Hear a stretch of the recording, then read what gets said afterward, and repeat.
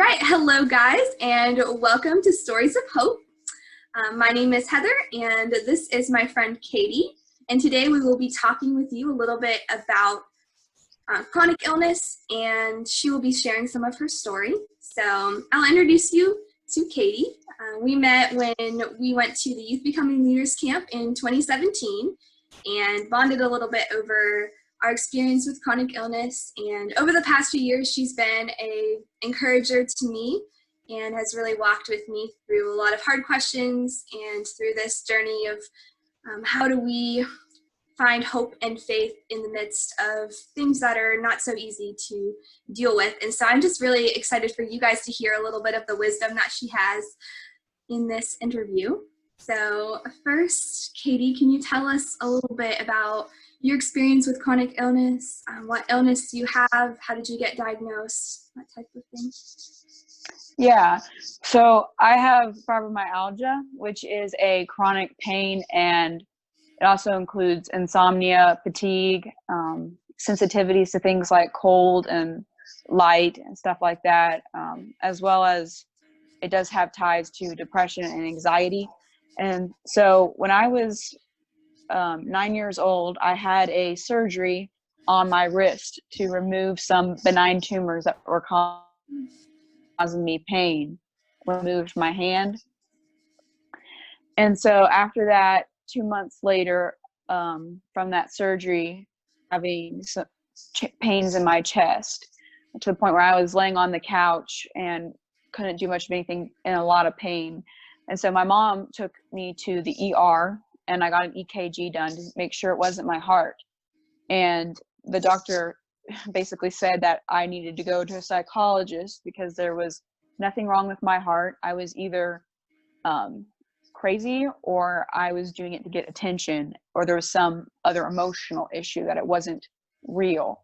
And so I went to a psychologist for quite a while, and that was very frustrating because I knew they didn't believe me, and they were telling my mom not to believe me. But then I don't remember how, but we started going to other doctors, such as like the chiropractor, things like that. I had MRI done, just about an endoscopy, tons of tests to try and figure out what was wrong. And all the while, the pain was spreading to my arms, it spread to my stomach, it spread to my legs. I was nauseous about every morning, and I had some really extreme pains in my stomach to where I could only lay on the floor and couldn't get up.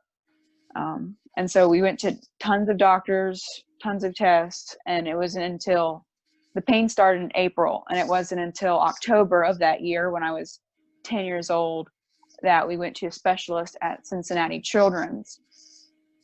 And that's where they diagnosed me with fibromyalgia.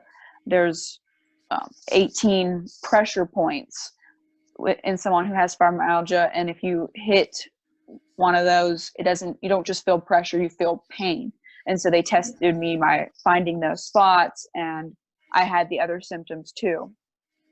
And so I went to a specialist at UK for a while, and they put me on a exercise plan where I was going to slowly build up the amount of exercise I was doing each day.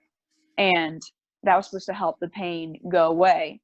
And once I was at the max, it did. The pain went away, and things were going really well. And then in January, I had some teeth pulled to create more space in my mouth, and the pain started up again. And this time I couldn't get it back under control. And since then, I haven't been able to get it back under control, not the way it was at one point. And so now my life is mostly managing the pain and doing what I need to do despite how my body feels, and just pushing through. That's how I've made it through high school, and it's how I'm currently making it through college. Yeah. That's amazing. Like, just the way that you're able to keep going in spite of all of the things that are against you and trying to stop you. And it must be really discouraging knowing that, like, you don't feel like you can get back to that place that you once were at. So how do you manage like the discouragement and like how do you continue to have the motivation to keep getting up and trying and doing it the same kind of things? Yeah, and that's been something that I've been struggling with recently too, because you can do all the right things and yet you can still have bad days where you did everything you knew to do for your health and yet you're still in so much pain or you're so tired that you can't do what you need to do. And so usually how I've been managing the discouragement that comes with it, I found it helpful to talk to people who understand, or even people who don't, just to kind of vent. So like you, Heather, and maybe my pastor or something like that. And then I think finding God in the midst of it, drawing closer to Him, because I've noticed that He seems especially close in those times when life is really hard and I'm awake at night. I can use those times to pray, and I use scripture to encourage myself that God is my strength. And most of all, I remind myself, okay, God has called me to do this, and I'm here and I'm doing everything I know how to do. I'm being faithful, and so He's going to help me get done what needs to get done, and He's going to take care of what doesn't happen. He's the one that's called me, so He's going to help me. Yeah. Thank you. Yeah, mostly just clinging to God. Yeah. Do you have any specific stories of a time that God has met you when you were in pain or having insomnia, and how He helped you through it? Yes, many.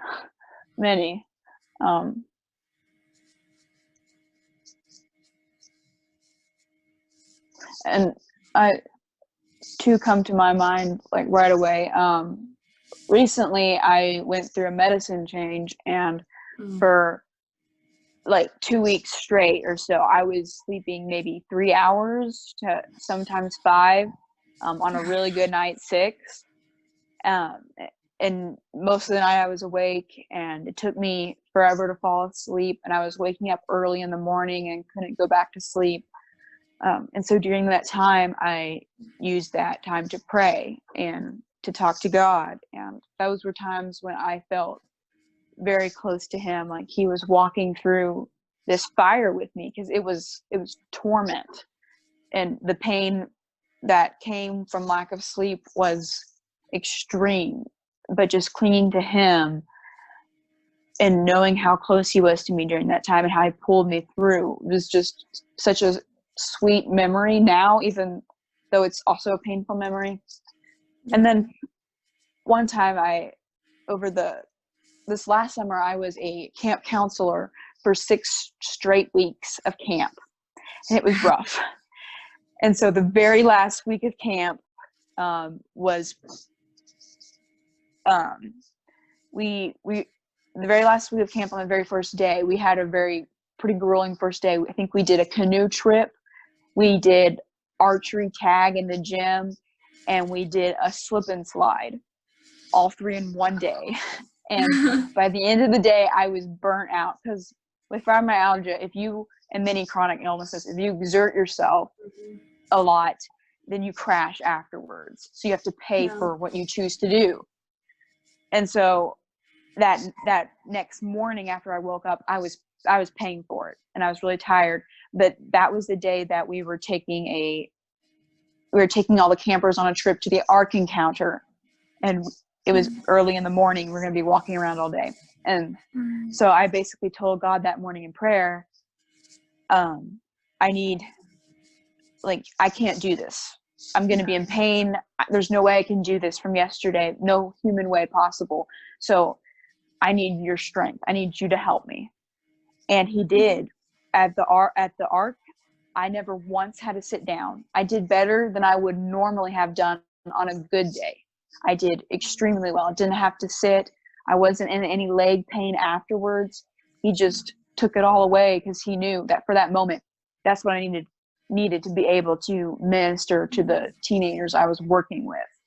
And that encourages me that if He can do that then in ministry in the future, He's going to help me do what I need to do. Yeah. And then you don't have to worry. You don't have to kind of like micromanage it or stress about how am I going to do this or that, because you know that God is going to take care of you and he is in control. And that's a big message for now too, when there's so many things that are up in the air and we don't know what's going to happen. Just that God is going to continue to take care of us, whatever that looks like, even if it's not what we want. He's still at work. So what's one thing that you would like for people to know as they're dealing with this whole quarantine situation? I would say that just like with chronic illness, you can find God in the midst of pain, in the midst of disappointment. There's a lot of that right now.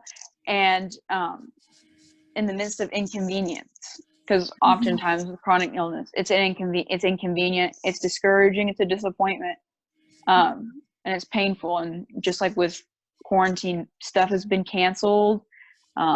We don't really know the future. Things are very uncertain, but God is present with us. And I think, especially with how we're isolated from so much right now, and there's so many distractions that have been taken away. And oftentimes with chronic illness, I find that distractions are taken away. It's a great time to seek God and to find ways where special ways where you can draw closer to God, to take advantage of it, even though it's inconvenient. Yeah, thank you so much, Katie, for sharing with us today. Just really enjoyed getting to talk with you, and I'm so thankful that you are in my life and that you're here today. So thank you. So I hope you all enjoyed this video. We will be coming out with a few more videos in the next weeks with some other friends, just sharing a little bit of their stories with chronic illness and how they have found hope. So if you found this encouraging, please share this message with someone who may need it, and continue to trust and remember that God is in control. All right, thank you.